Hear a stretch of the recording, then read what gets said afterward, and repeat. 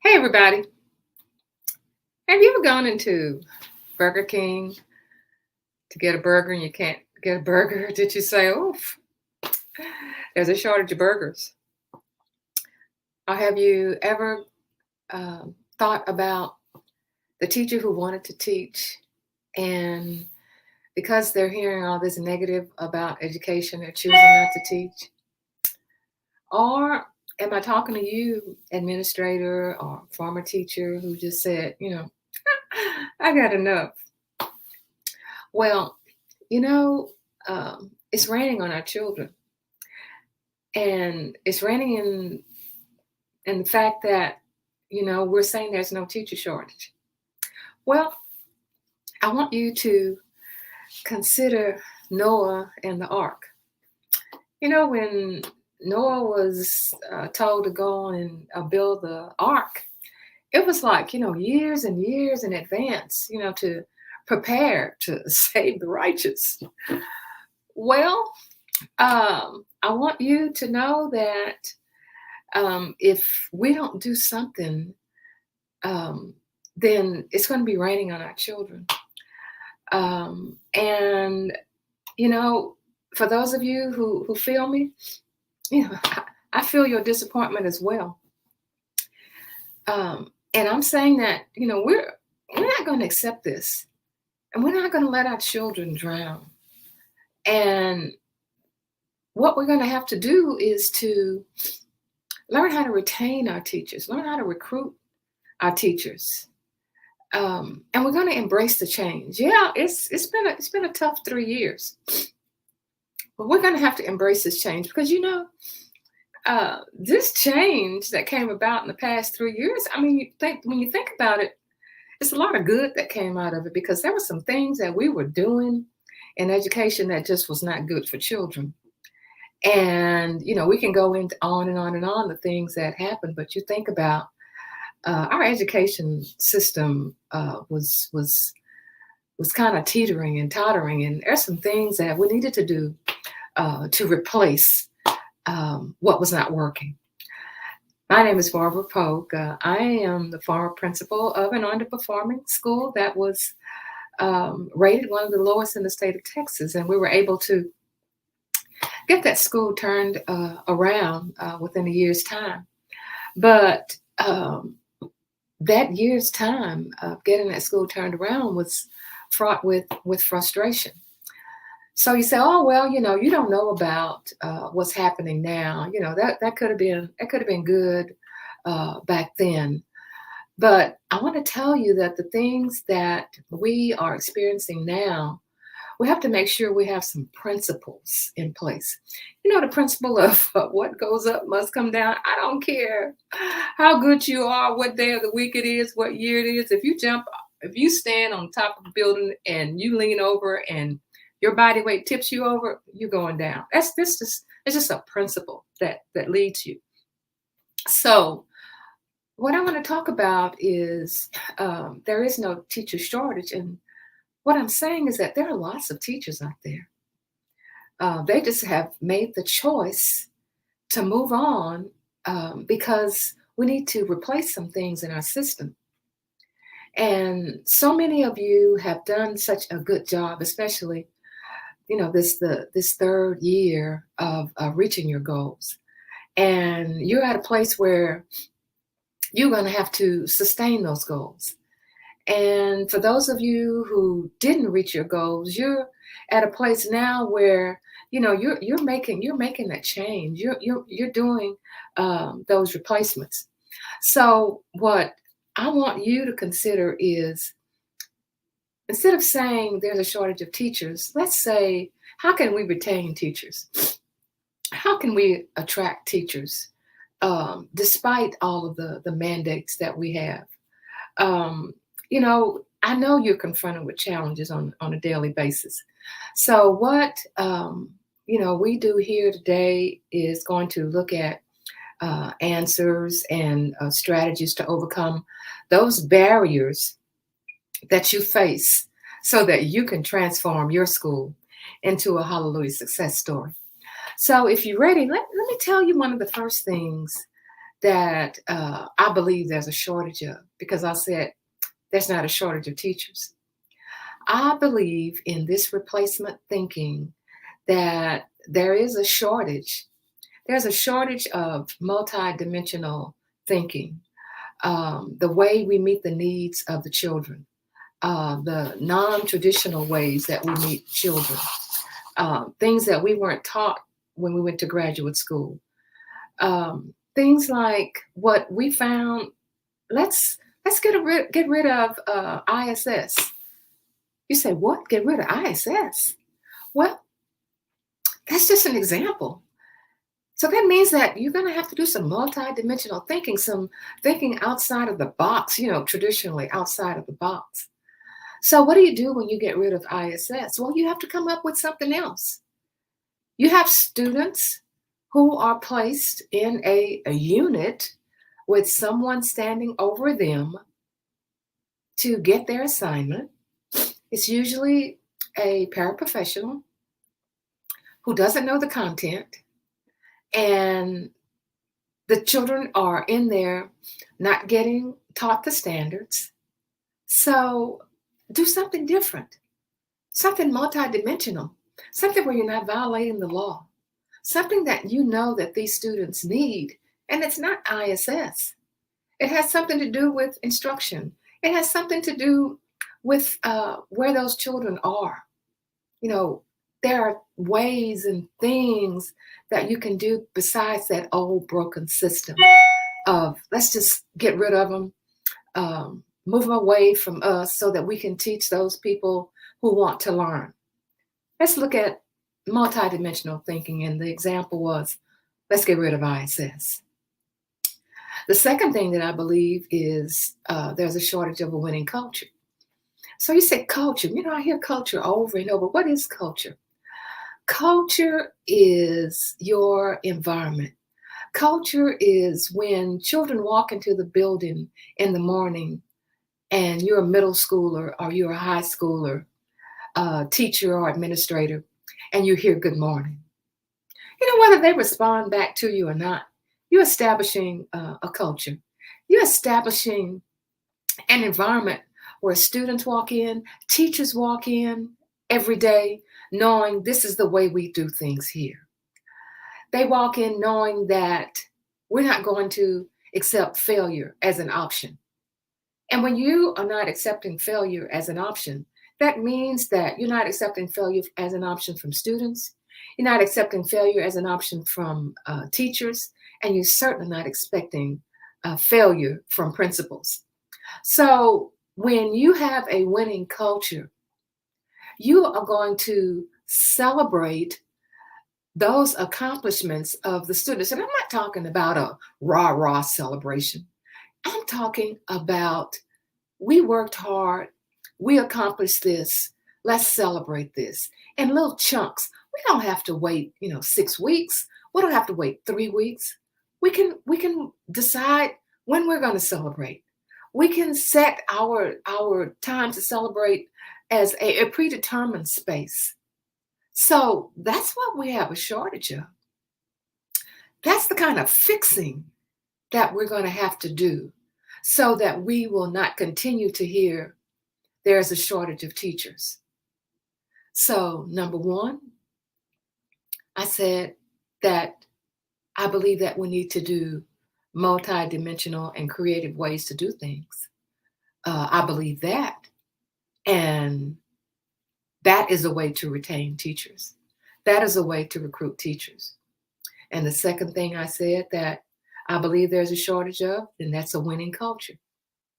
If you go into a building where children are cursed at and yelled at, and I'm talking about, our children who are in schools of color. I'm talking about our rural children. I'm talking about our low income children.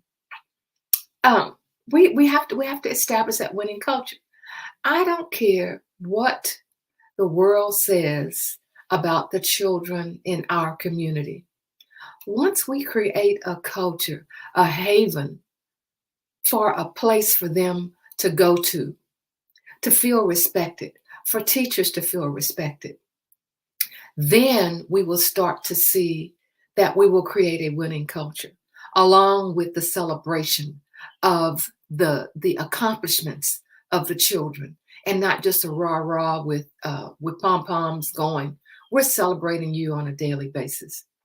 And the third thing I believe that there's a shortage of, I believe there's a shortage of great teams, not just a team, great teams. So if you're the principal and you have a team, your team is not great unless they know why they exist. Why do you have a team? Do you have a vision that you want to follow? And they are there, a part of that team, so that we can get that vision accomplished. If you have a team and you say, we want all of our Algebra 1 students to meet standard, all of them, all of our Algebra 1 students, first of all, you're going to say that's crazy because they're not going to all meet standard.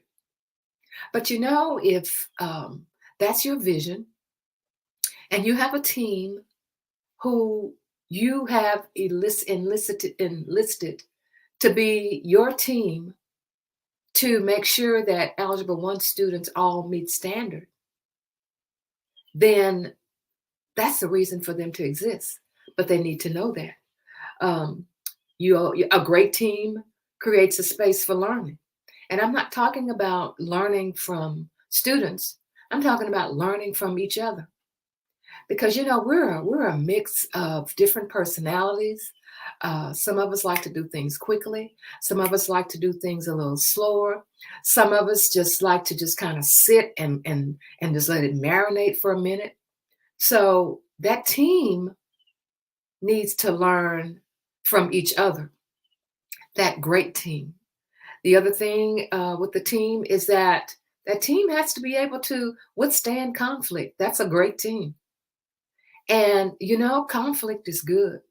Conflict is good when we address the issues, where we address the changes that we're having problems with, where we're not here to try to not hurt anybody's feelings, where we're in an environment where we put everything on the table, we deal with it as a team, and then once we walk out of the room, it's over.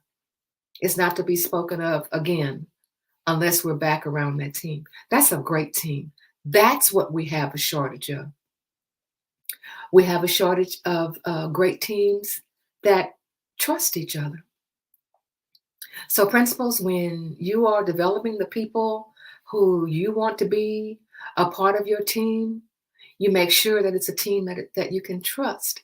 And let me go just one step further with the trust. I'm not talking about, oh, I believe Miss Abdullah can be trusted because if I give her assignment, she's going to do it. The trust that I'm talking about takes one further step. That trust is, if I am the principal and you are on my team and everybody around the table knows there is something that I'm doing as the principal to block progress, then I have to trust that you will let me know that you are not somebody who is just sitting around the table to be yes men and yes women. That's what a great team does. A great team trusts. They trust the people around them. They trust that if we have a team member who is always complaining, always trying to get out of an assignment, that's something that needs to be laid on the table, dealt with, and we trust that this is something that's done exactly out of caring for the team. You will not be able to get any further than what your team will allow you. And you do not want a lot of yes people around you. And a great team has a facilitator or a leader. Now, the facilitator or the leader is you, principal, or it's someone that you have assigned.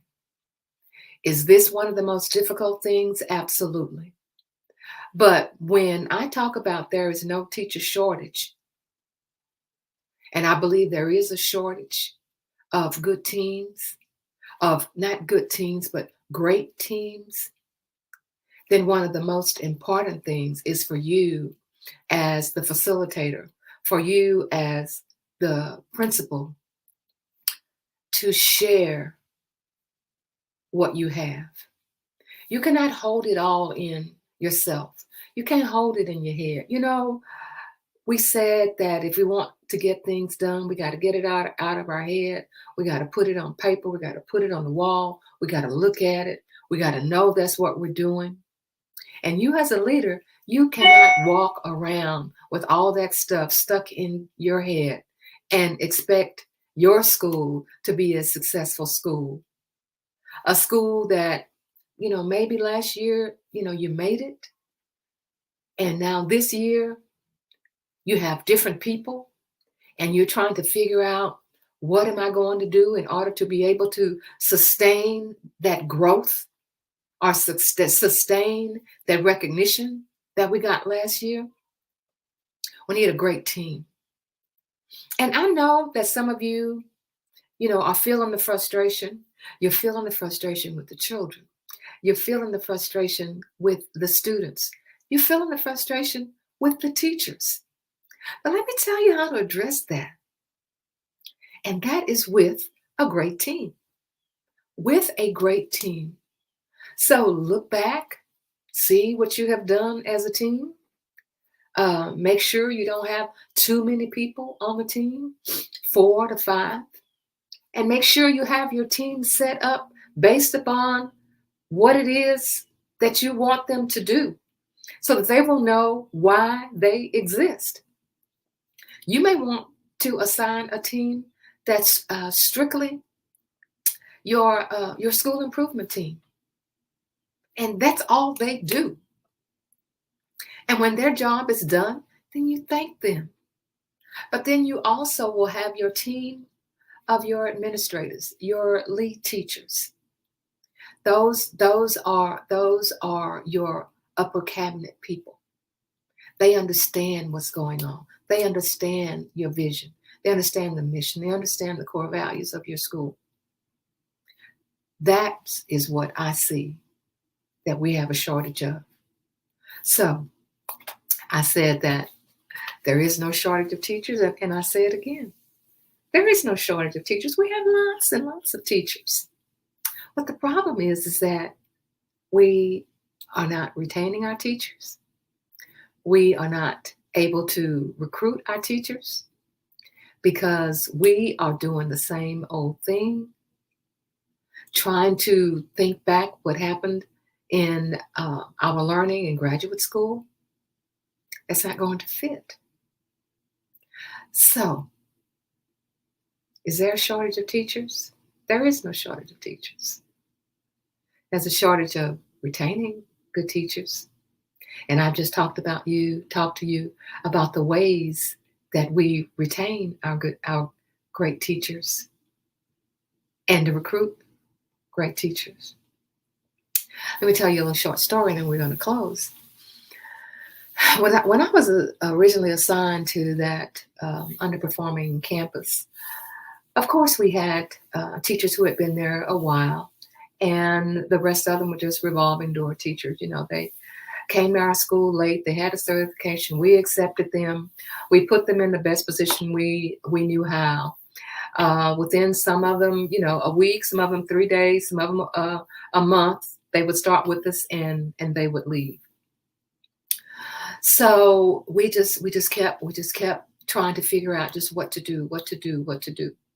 Well, after that first year where we were able to turn that school around, we knew we had something good. And we knew that we just had to add to it and to make it greater. Well, the second year, we made our target and we exceeded our target. The third year, the fourth year, the fifth year. Well, what started happening? People started sharing what we were doing on that campus. People started sharing that we were doing multi-dimensional thinking, that we were doing creative things. They started sharing how we worked our teams. They started sharing how we celebrated, how we had developed that culture. They started sharing that. And you know what happened? Teachers quit leaving. And for the teachers who did leave, they left because their family was relocating. They had a spouse that maybe needed care at home. Um, but they only left because they had to, because it was a personal thing. It's not because they wanted to. And it got to the point where the word got around. Oh, I understand it's going to be an opening over there. Oh, I understand that so and so's husband is transferred and it's going to be an opening over there. So in January, I started receiving emails saying, I understand that you may have an opening. Would you consider interviewing me? I'm at so and so school and I would love to come to your school. I would love to be considered. I've heard about your school. That is what happens when you have different ways of thinking, different ways of getting the job done, having a winning culture, and having a great team. So I know, principals, ultimately the responsibility is on you. It's your responsibility to get directives from central administration that just go opposite to the way you're setting your school up. And you and your team will figure out how to get central administration taken care of, as well as getting your teachers and your students taken care of and respected. I do not believe there is a shortage of teachers. I believe that we're going to have to do some things differently to retain our teachers and to recruit our teachers. So if you want to have more discussions like this, I want you to look at the description. And if you're already not a member of Principals on the Come Up, join Principals on the Come Up. And by the way, we have a free handbook. It's a 10-page handbook on how to sustain your school success, because I know there are those of you out there who have just done a hallelujah success story with your school.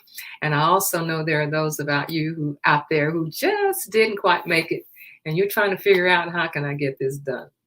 So make sure you do those two things.